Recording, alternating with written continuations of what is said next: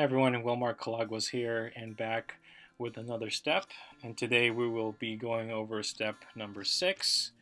And the first 5 step, you should have already completed. And congratulations if you've gone and done the work and the time and the hours into dialing in step 1, which is you know 10 modules. And through this process in step 1, step 2, 3, 4, and 5 were a little bit simpler, um, but not easy because everything has to be integrated and there's a lot of nuances of learning the different software you're using to create these systems, processes, and executing them. And so today we will be talking about training. And so assuming that you've created your core systems and you've really dialed in your setup in the integration step, and now what's left after testing your outcomes is really training the people that you have in your business to execute the systems, processes, introducing them to the documentations and the videos, and then having them execute the process. And so this is just a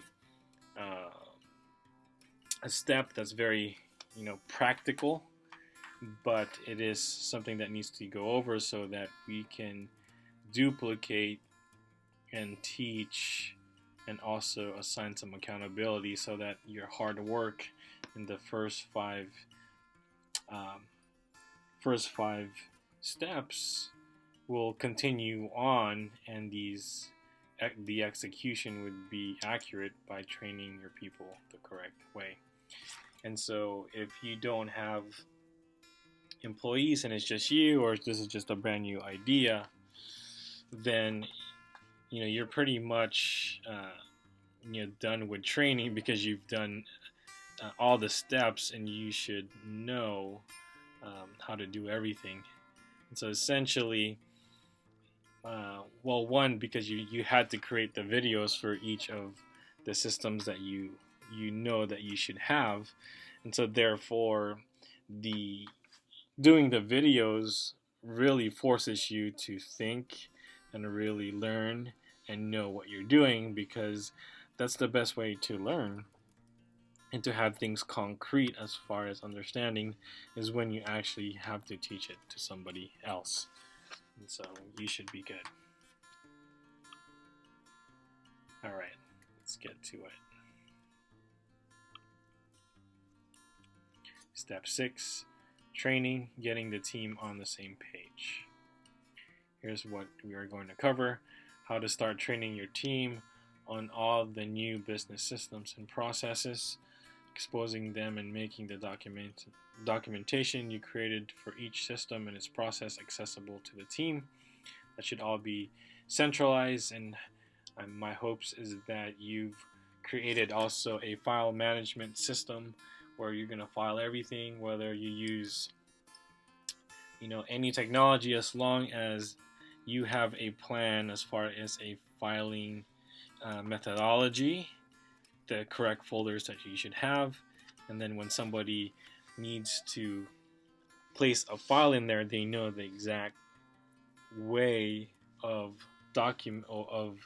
placing that, and also naming a folder if they need to add a folder that needs to be established in your filing management system.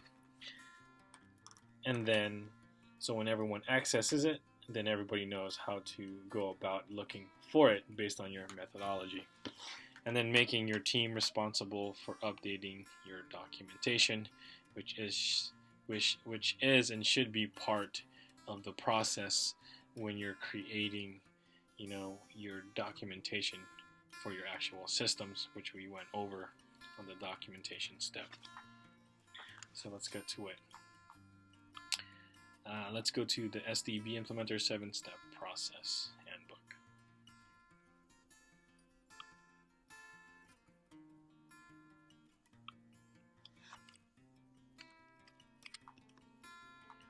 All right, step 6, getting the team on the same page. Once step 5 is completed, then next step is to start training your team on all the new business systems and processes. You will use the documentation you created for each system and its processes to train. Use any VTC, which is your video training creation, all the videos that you have created for training, complementing them with the step-by-step documentation, which you should have already done in less than 12 steps for each systems. This includes but not limited to all the tools and technology you have developed and implemented. Results: what we want is to have a fully trained dream team using technology, running the systems and executing the process according to the documentation that you've laid out and worked so hard to figure out and do and lay out these last weeks. In executing the process according to the documentation, train managers first. If you have managers, if your team has management structure in place, then team members they oversee. All right, so step 1. Make a list of all the systems that you have in your EOS, and that's your entrepreneur's operating systems. Again, everything in life, every organism, every community, state has an operating system. Whether they know it or not, they're executing a system. Whether it's documented, that's a different story, and the process and the steps are defined. You still have those things, but it just has to be defined and be collaborated on and be defined in a sense where you've agreed together that this is how we're going to do a certain thing, so everybody is on the same page. So you'll need to develop your EOS if you haven't already. All right, so the list of systems in your EOS, prioritizing the most important systems to train first. Place them in order of importance. And so the list I have here is your sales systems, essentially how that's going to go in terms of your client, having that determination to purchase from you, how that looks like, and turning a stranger into an actual client or a customer. And then your marketing system. And again, your marketing system is not Facebook marketing or Instagram marketing or Google ads. Your marketing system is a strategy, how you get a stranger and becoming a customer, lifelong customer, and what those steps are, which include maybe Facebook marketing. Okay, but there's got to be a process of what that looks like so that you have a system and not just a tactic, which I went over in the steps in figuring out your systems. And then you have your accounting system, which is going to be the simplest system because it's just invoices and how you're going to track your money, the process of purchases, how the cart, all those things are pretty self-explanatory. It's going to be pretty easy. Everyone's going to have the same method. It's just figuring out what software you're going to use and then just laying that out using the technology and then capturing the analytics so that you know what's going on as far as revenue coming in and also expenses and all of that in your business. And then you have your customer care support, which is vital because this is how you are going to take care and communicate with your clients and customers. So whichever systems that is, write down your first 5 that need and prioritizing them as far as what needs to be trained first. And so depending if you already have a big team, all these systems can be trained on at the same time if you have the capacity of team members to execute. And then you have step 2. From the list above, write down the staff name that needs to be trained for each one. Support. All right. So again, just going back to step 1 when we talked about building your dream team, okay? And so, this, training is going to be a task that needs to be done, but it needs to be done by the correct person, okay? And so sometimes it may not be the manager that will do the training, right? So you still have to keep in mind, somebody that's capable, has the capacity, and also has the competence, right, to know exactly how these systems work. And you have to choose someone that's going to train, that has the ability, that understands it, because they were kind of there from the beginning in setting up the systems. So this may just be you that needs to train if you're the ones that created these systems. But either way, it just has to be somebody that is capable and understands the systems through and through, which you will assign to do the training for each of these different systems. Okay. And then you have step 3, assign one person or manager to track progress, who will be accountable for running the system correctly, and make sure processes are being executed according to documentation. Okay.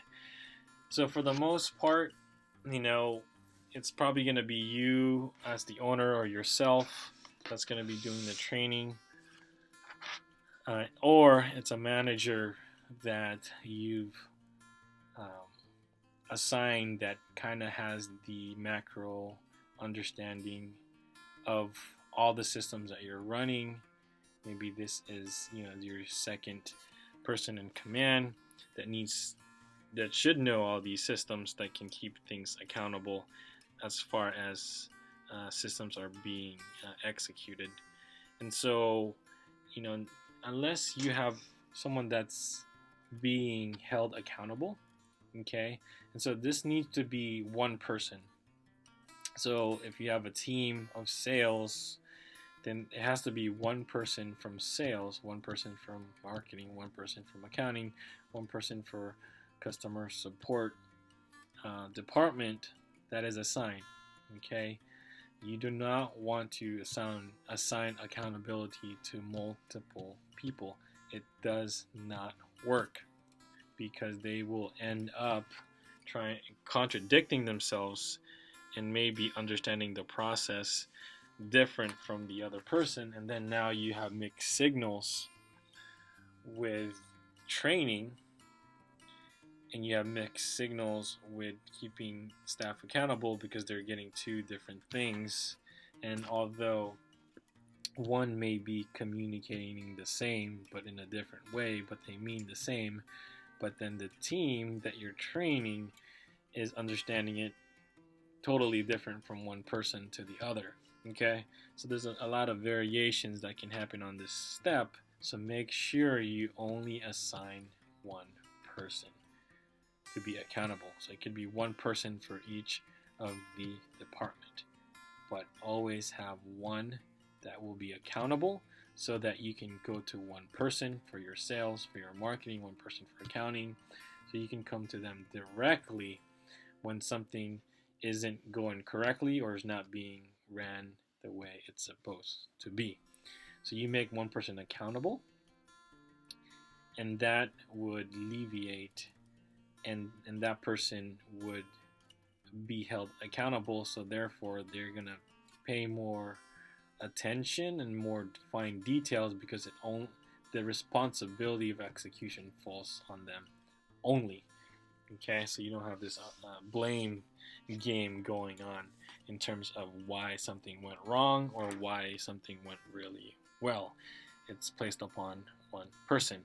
And again, as as anything in your business, it has to be the right person that has the right quality, that is competent and that is capable, and that's also has the qualities of being able to go to team members and say, hey, this is not being executed right. Do you need me to clarify? So they have to be someone that can also communicate and be able to confront and ask the right question, but also in a way where it pushes the systems forward and not backwards, and not, getting this clash once they kind of question the executions of systems and processes.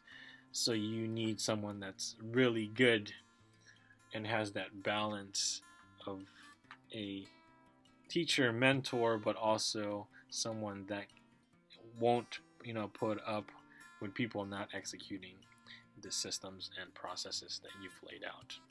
Okay? And so this process is, relatively going to be, it's going to take some time to get everybody on the same page, and the training part as well. So you have to navigate also trying to figure out how you're going to do your training, how long it's going to be. Is it one-on-one or is it a group? It all depends. And so you have to do this for each of the systems that you put together. Okay? And as you can see, and probably have already noticed, you have a sales systems, but there's systems within each of these core systems. And so there's constantly different documentations for each of these things. But as I said, with systemization, you have to focus on only 4 things that matter when you systemize the business: systems, processes, documentation, and execution. Aside from closing sales, you will be tempted to do other things, but when it comes to systemization, your brain has to be focused on these 4 parts: implementing systems you need today, figuring out its process, documenting them, and executing them. All right, that's it for this step. I will see you on the next one.